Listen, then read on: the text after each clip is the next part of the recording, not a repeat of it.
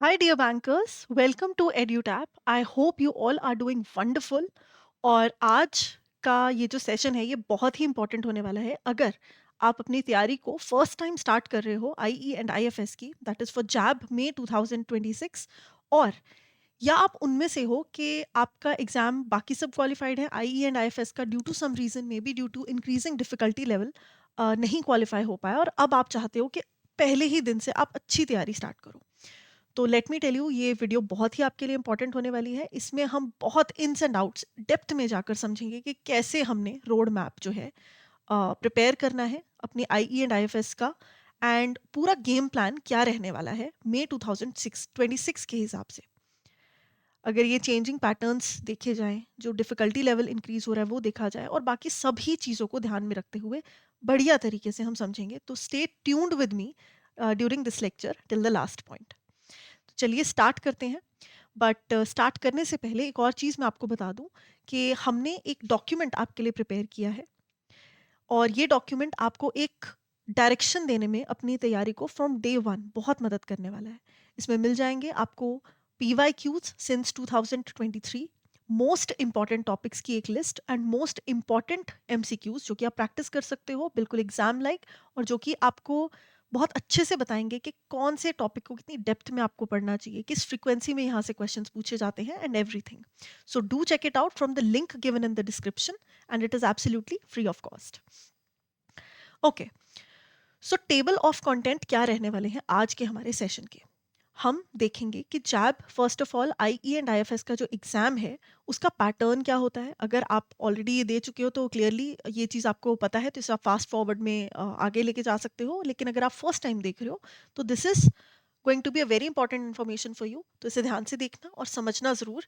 What is the syllabus, will be studying the syllabus. ठीक है, तो हम एक क्विक गो थ्रू करेंगे कि सिलेबस क्या है, किन किन एरियाज में डिवाइडेड है, किस तरह के क्वेश्चंस पूछे जाते हैं जो आपके एग्जाम में, कैसे वो ट्रेंड चेंज हो रहा है, इवॉल्व हो रहा है विद एवरी अटेम्प्ट।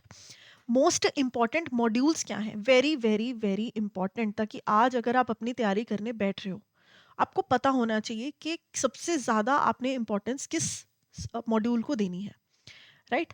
उसमें से अपनी तैयारी को चेक करने के लिए एक मोस्ट इंपॉर्टेंट टॉपिक्स की लिस्ट भी आपको इस सेशन में मैं शेयर करूंगी, जिसमें कि आपको बहुत एक अच्छा आइडिया लगेगा उन टॉपिक्स का जिसमें से रेकरेंटली क्वेश्चंस पूछे जाते हैं।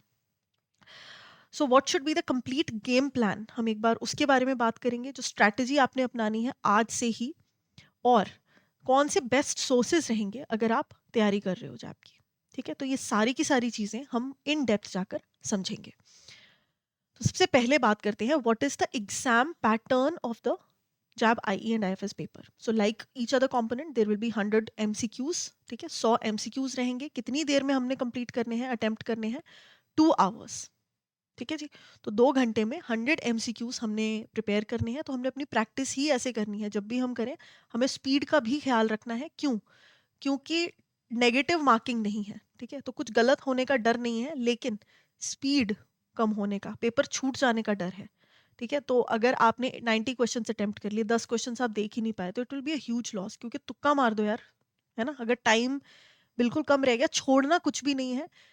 तुक्का मार दो, वन टाइम रीड लेके फटाफट से क्वेश्चन अटेम्प्ट कर लो, कुछ भी कर लो, but you do not have to leave any question. हर एक क्वेश्चन अटेम्प्ट करना है। ठीक है, तो 2 hours अपने उस तरह से आपने मैनेज करने हैं, माइंड सेट वही लेकर चलना है। बट ये तो एग्जाम की बात है, अभी प्रिपरेशन की बात है, तो मैं ये आपको बता सकती हूँ, इस तरह से कॉन्सेप्ट्स को समझो, इस तरह से कॉन्सेप्ट्स को मेमोराइज करो कि टाइम कंज्यूमिंग ज़्यादा ना हो, जब पेपर में आप बैठो तो आपका टाइम ज़्यादा ना ले।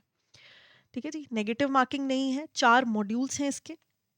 ठीक है, पासिंग परसेंटेज, तो मॉड्यूल्स की बात हम सिलेबस में करेंगे, but here a very important thing is that the passing percentage is 50%।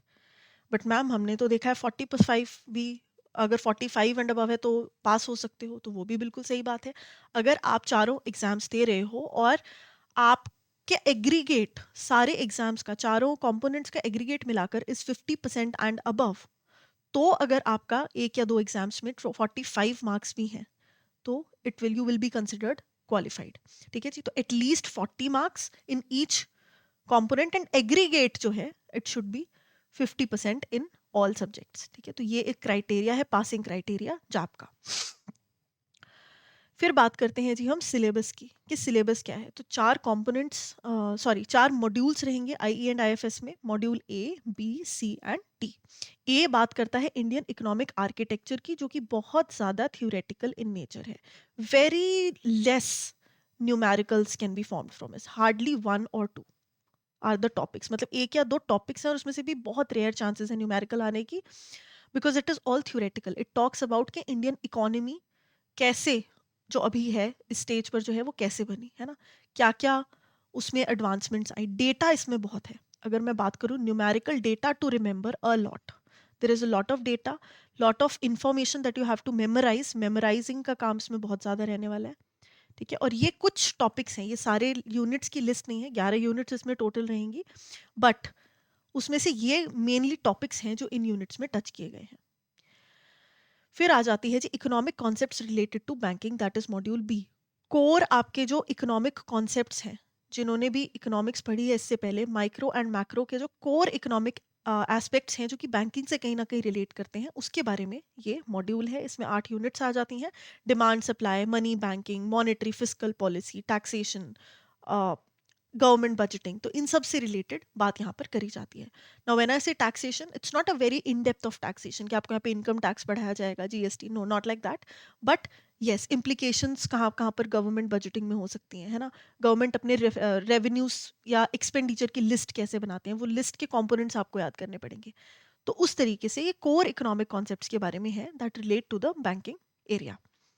फिर बात आ जाती है इंडियन फाइनेंशियल आर्किटेक्चर की।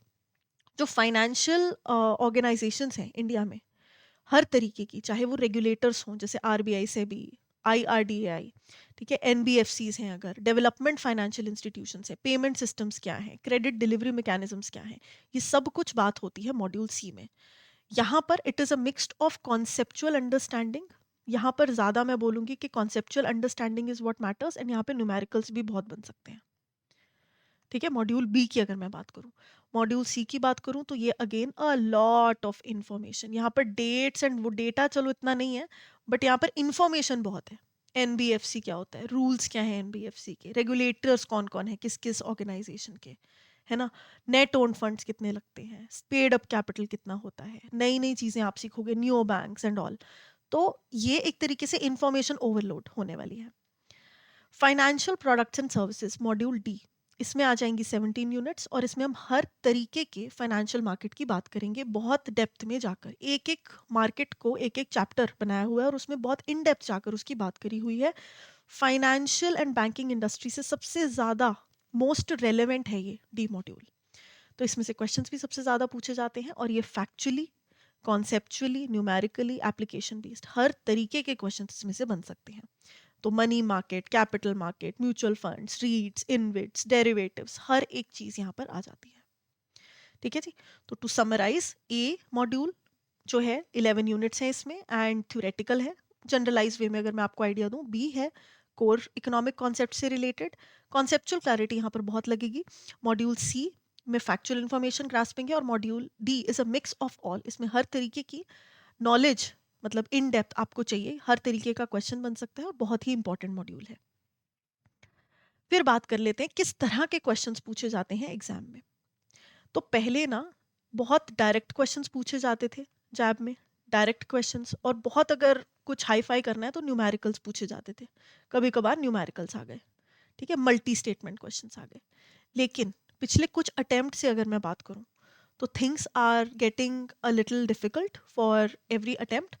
कॉन्सेप्ट बेस्ड एमसीक्यूज ज़्यादा बन रहे हैं, मल्टी स्टेटमेंट बहुत देखने को मिले हैं, और सिंगल स्टेटमेंट एक तो बहुत कम है, और जो हैं भी they are not very direct in nature.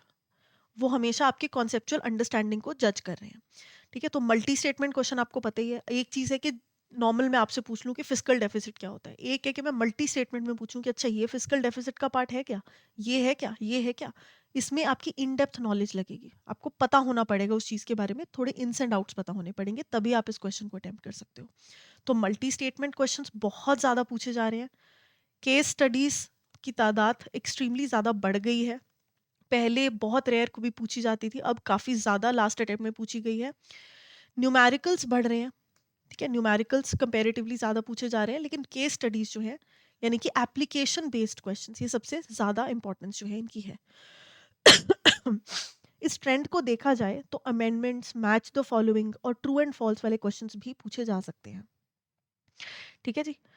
तो आइडिया इसमें क्या रखना है कि these can be the types of questions that can be asked. तो जो भी आप टॉपिक पढ़ रहे हो, मैं आपको ये टिप दूंगी कि अगर आप फर्स्ट मॉड्यूल पढ़ रहे हो, आपने पहला चैप्टर उठाया, एक बार ये जो इसका स्क्रीनशॉट ले लो और देखो कि क्या इसमें से इस तरह के क्वेश्चंस बन सकते हैं क्या। अगर बन सकते हैं तो उस टॉपिक को उस लेवल पर जाकर ज़रूर पढ़ो। सिर्फ सरफेस लेवल पर पढ़ने से, कॉन्सेप्ट को ग्रास्प करने से it will not help you any more. You will have to have a deeper understanding of the subject. तो स्मार्ट प्रेपरेशन करनी है और सिर्फ ब्लाइंड रीडिंग हमने नहीं करनी। ब्लाइंड रीडिंग क्या है? आंखें बंद करके पढ़ लिया, टॉपिक की डेफिनेशन समझ ली, हो गया।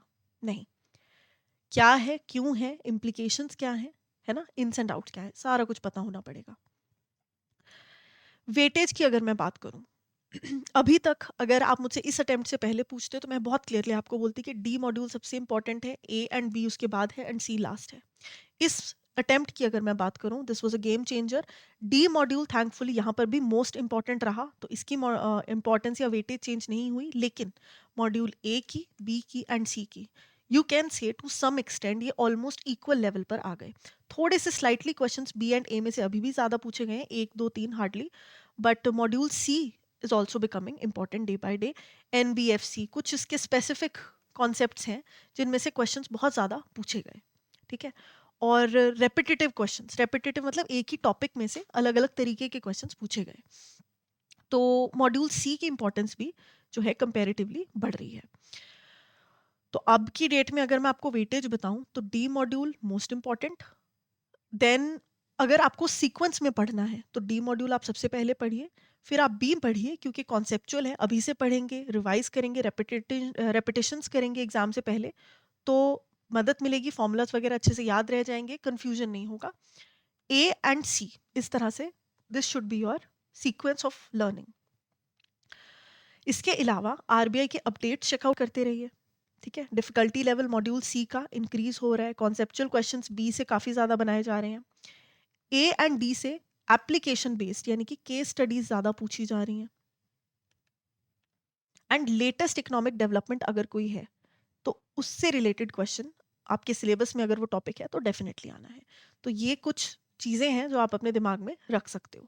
ठीक है। सीक्वेंस की बात करें तो this should be the overall sequence. I told you the reason why, क्योंकि एक ये भी चीज़ होती है ना इसमें कि आप अगर ये कर लोगे, आप 40%, 35 to 40% वाला मॉड्यूल कर लिया और जो कॉन्सेप्चुअली थोड़ा सा हैवी है, जिसमें थोड़ा सा टाइम लग सकता है अगर आप इकोनॉमिक्स बैकग्राउंड के नहीं हो तो ये बी मॉड्यूल और ये आपने कर लिया तो आप कॉन्फिडेंस तो वैसे ही फील करोगे क्योंकि आपने 60% या चलो वर्स्ट केस सिनेरियो 50% तो आपने वैसे ही 50 to 60 आपने कवर कर लिया अपना सिलेबस। तो आप एक ही 2 महीने में कितना ज़्यादा कॉन्फिडेंट फील करोगे कि यार ये तो अभी ही हो गया, बाकी ए धीरे धीरे फैक्ट्स में याद करते रहता हूँ और सी साथ साथ नई चीज़ें, इंफॉर्मेशन जो भी नई नई है याद करते रहते हैं। यहाँ पर मेमोराइजिंग के काम दोनों में ज़्यादा है।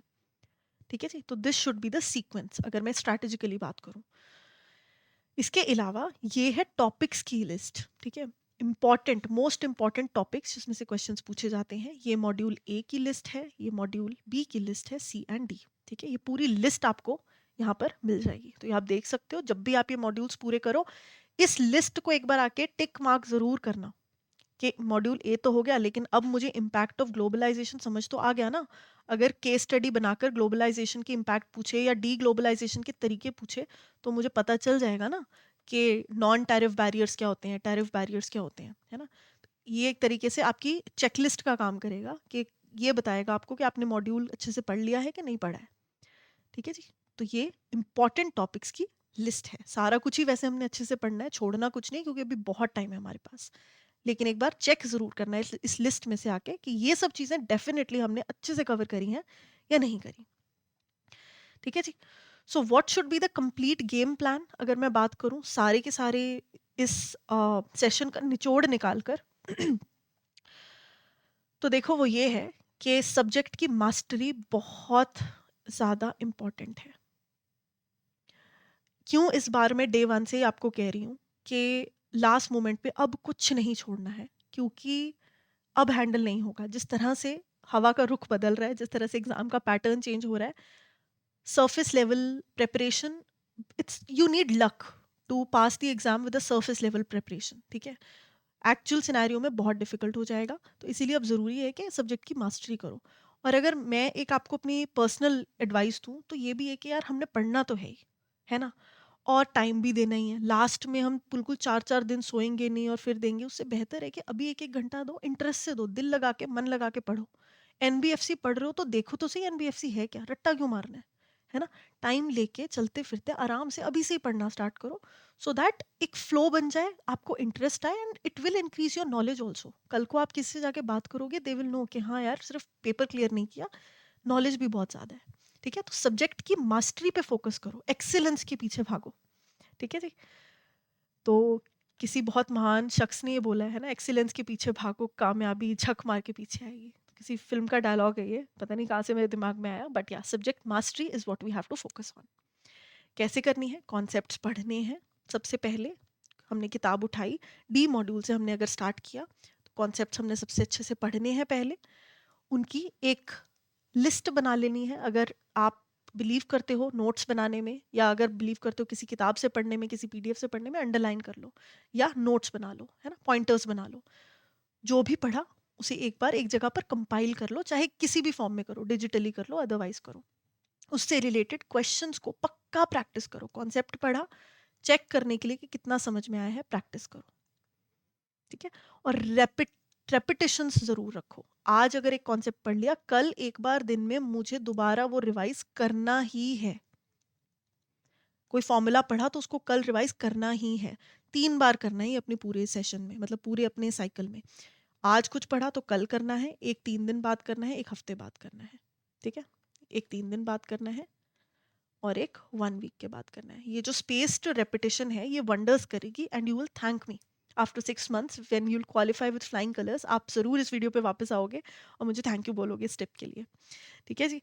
तो ये कॉन्सेप्ट्स आपने इस तरह से करने हैं। ठीक है, 15-20 मिनट देकर कॉन्सेप्ट पढ़ा, आधा घंटा देकर कॉन्सेप्ट पढ़ा, नोट्स बनाए 5-10 मिनट में, 1-2 क्वेश्चंस प्रैक्टिस किए और उसको कल एक बार 5-10 मिनट देके रिवाइज कर लिया। जब आप दूसरी तीसरी बार करोगे, you will not even require 5-10 minutes, you will only need hardly 2 to 3 minutes, क्योंकि आपने देखा होगा बस नजरों में से निकालना है।